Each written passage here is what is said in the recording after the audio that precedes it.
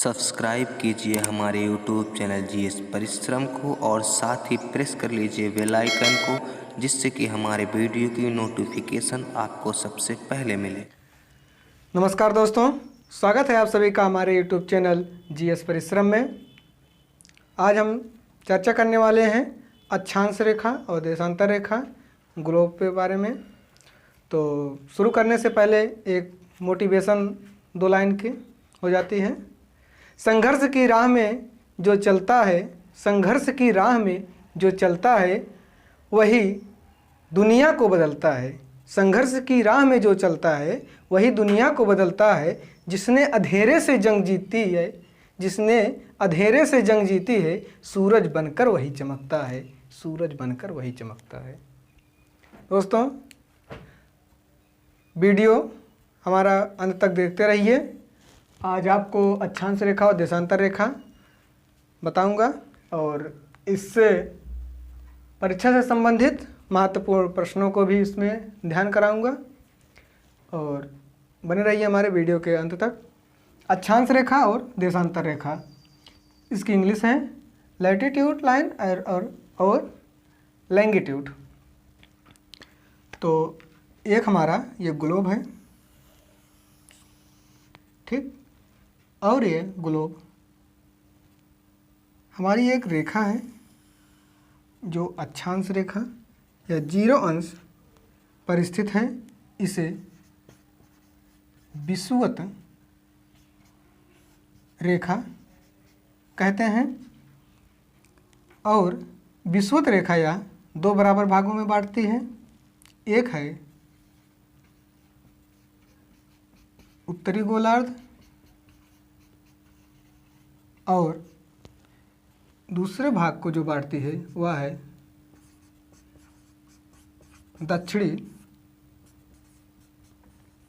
गोलार्ध। तो अक्षांश रेखा वह रेखा है जो हमारे ग्लोब को 2 बराबर भागों में बांटती भी है और अक्षांश रेखा वह रेखा है जो समांतर रेखाएं ग्लोब पर बनी हुई हैं, वही हमारी अक्षांश रेखाएं हैं।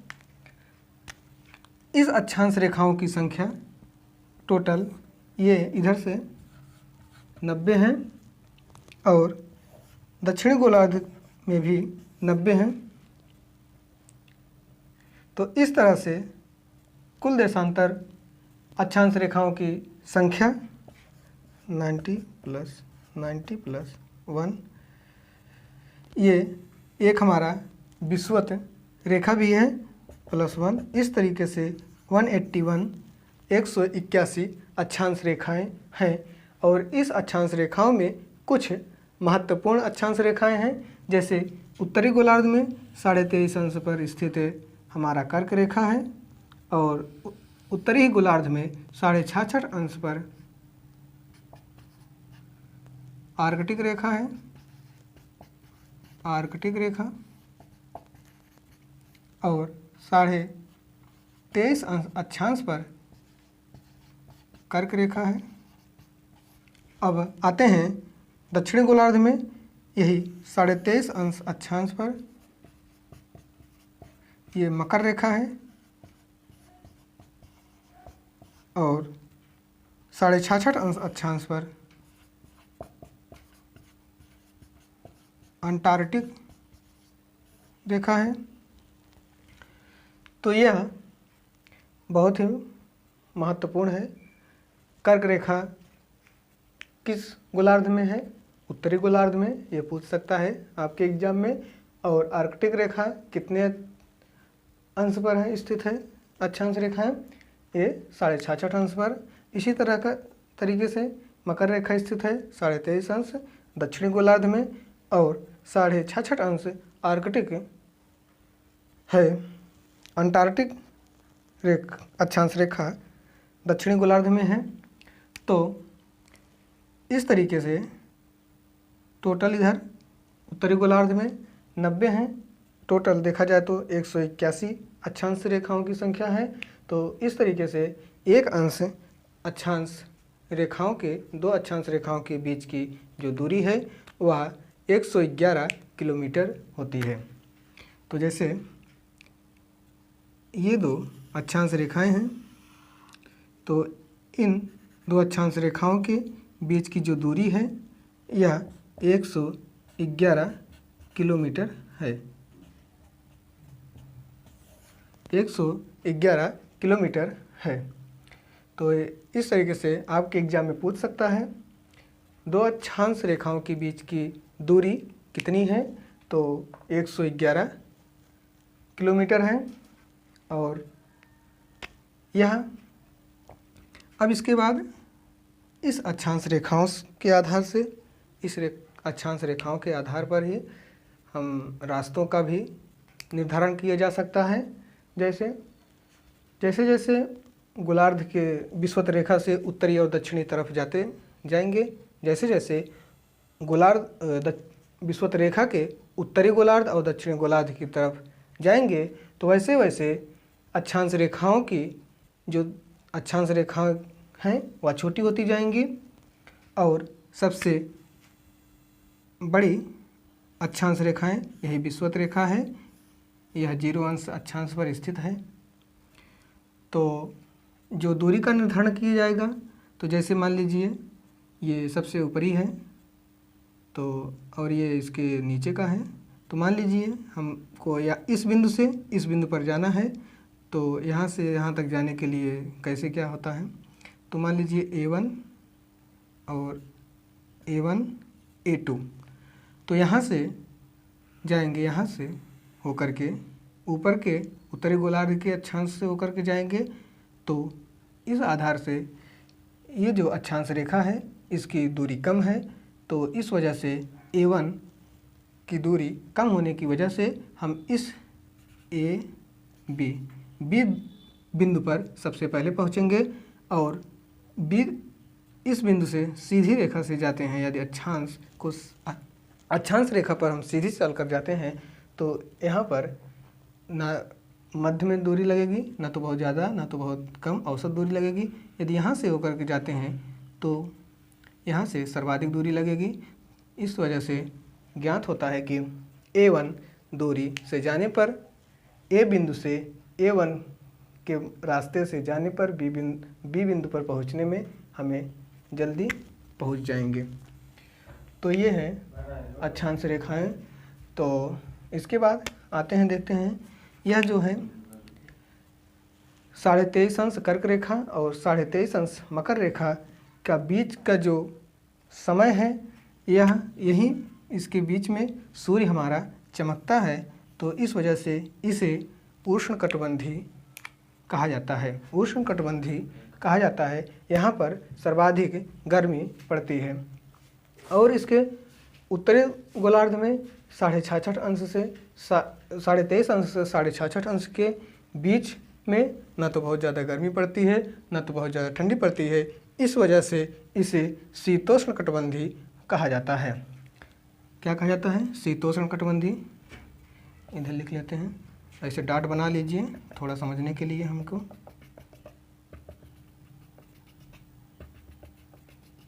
ठीक, ये उष्णकटिबंधीय क्षेत्र है।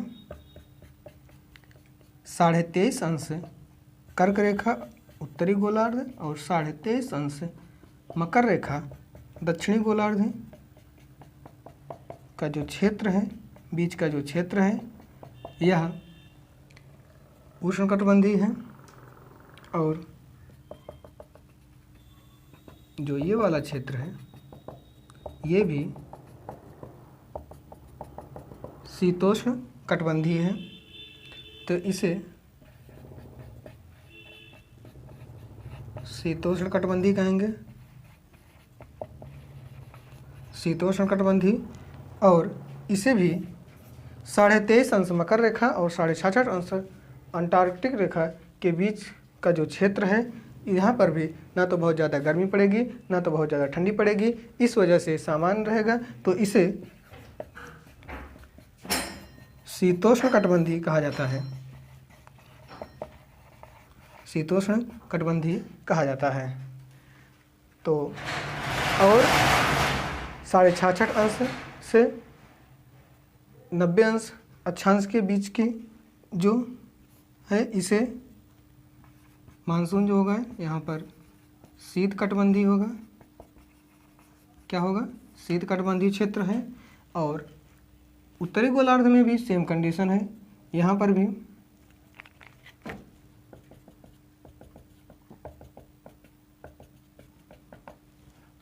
ये भी क्या है? ये भी शीत कटिबंधीय है। यहाँ पर ये भी शीत कटिबंधीय है।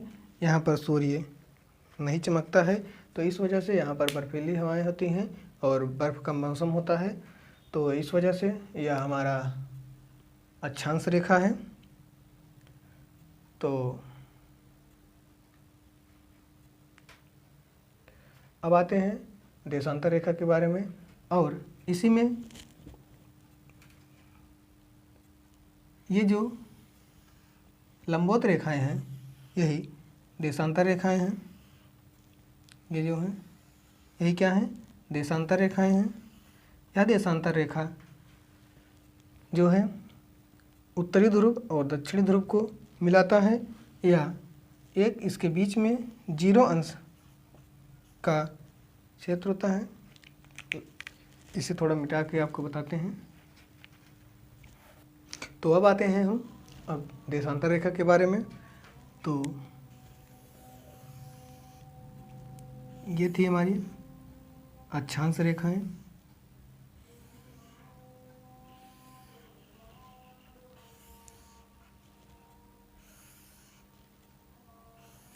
ये देखिएगा अक्षांश रेखाएं, ये उत्तरी गोलार्ध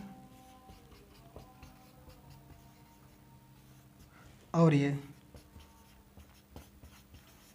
दक्षिणी गोलार्ध। यह क्या है? विषुवत रेखा। तो जो ये देशांतर रेखा है यह पूर्वी और पश्चिमी भाग को 2 बराबर भागों में बांटता है। पूर्वी और पश्चिम को 2 बराबर भागों में बांटता है। और जो यह 0 ये देशांतर रेखा जो है ये 0 अंश पर स्थित है, तो इसे प्रधान समय रेखा या प्रधान समय देशांतर कहा जाता है। और इसके पूर्वी दिशा ये है, ये पूर्वी गोलार्ध है, और यह पश्चिमी गोलार्ध है।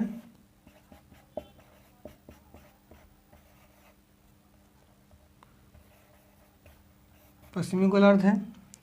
इधर जो है ये जो भाग है ये वाला भाग, इधर 180 देशांतर रेखाएं खींची गई हैं और इधर भी 180 देशांतर रेखाएं खींची गई हैं। तो इस तरह से टोटल 180 प्लस 180 बराबर 360 देशांतर रेखाएं हैं। तो इस तरीके से आपके एग्ज़ाम में पूछ लेगा। तो देशांतर रेखाओं की संख्या कुल कितनी है, तो आप लोगों को बताना होगा 360 है। और इसके बीच की दूरी जो है, बीच की दूरी ये जो है ये बीच की दूरी 111.3 किलोमीटर है। और अक्षांश रेखाओं के बीच की दूरी का हमने बताया भी 111 किलोमीटर है। इसका थोड़ा ज़्यादा है, इसे लगभग माना जाता है। तो सिर्फ ये दूरी यहीं पर ही, इतना ही विषुवत रेखा पर ही सर्वाधिक होगी। और इसके ऊपर जाएंगे तो जैसे जैसे चले जाते जाएंगे वैसे वैसे कम हो जाएगा। तो इस तरीके से पूछता है देशांतर रेखाओं की बीच की सर्वाधिक दूरी कहाँ पर होती है, तो आप लोगों को बताना होगा विषुवत रेखा पर। और सर्वाधिक दूरी कितनी होती है? 111.3 किलोमीटर। यदि आपके क्वेश्चन में, प्रश्न में ये विकल्प नहीं है, 111 किलोमीटर ही है, तो आप उसको सही लगा सकते हैं। तो और पूछता है और सबसे कम दूरी कहाँ पे होती है और शून्य दूरी कहाँ पर होती है? बिल्कुल ना के बराबर, वो ध्रुवों पर होती है, उत्तरी और दक्षिणी गोलार्ध में होती है। तो ये हो गया हमारा दूरी से। तो अब आते हैं हम समय से। जैसे इधर से एक अंश, जैसे एक अंश यदि हम आगे जाते हैं तो हमें 4 मिनट का समय होता है। तो इस तरीके से इधर जब जाएंगे तो 15 अंश पार करेंगे तो 1 घंटा होगा। ठीक, दो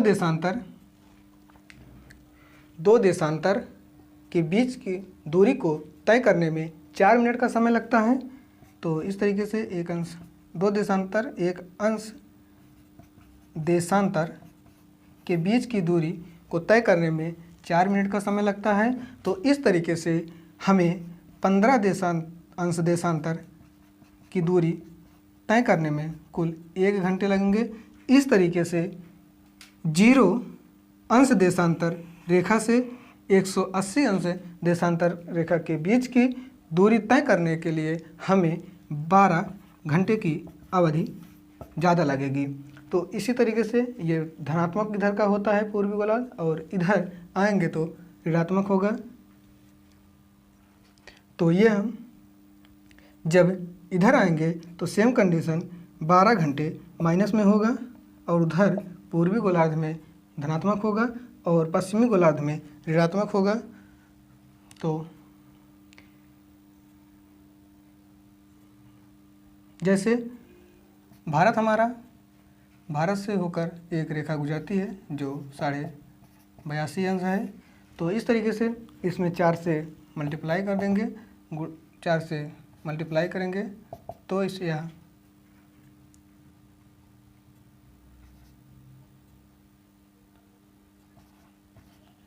333। तो इस तरीके से 5.5 घंटा, इसे घंटे में कन्वर्ट करेंगे, 5.5 घंटा सर्वाधिक होगा। तो इस तरीके से यदि हम इधर आते हैं तो हमारा जो समय होगा तो 4 घंटे उधर प्लस होगा, और भारत के जब इधर आएंगे तो 5.5 घंटा उसमें आपको ऐड करना होगा। तो हमारा वीडियो आपको अच्छा लगा हो तो लाइक कीजिए, ज़्यादा से ज़्यादा शेयर कीजिए, और नए हैं तो चैनल को सब्सक्राइब कर दीजिए, जिससे कि हमारा नोटिफिकेशन आपको सबसे पहले मिले। अभी इससे रिलेटेड अगली क्लास लेके आएंगे, और हमारे चैनल को सब्सक्राइब कर लीजिए, जिससे इससे रिलेटेड आपको अगला वीडियो मिलता रहे। तब तक के लिए नमस्कार।